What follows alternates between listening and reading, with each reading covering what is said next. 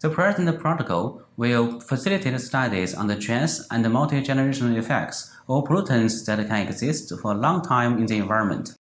We employed a free-living nematode with 99.5 as hermaphrodites to save time and effort in studying trans and multi-generational effects.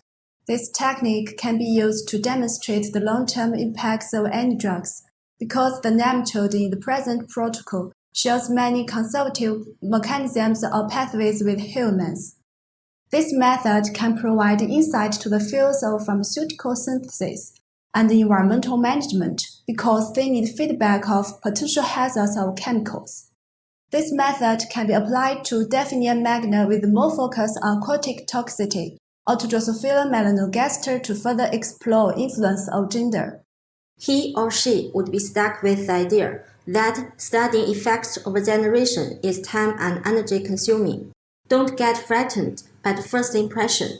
Following the protocol will earn you fruitful outcome.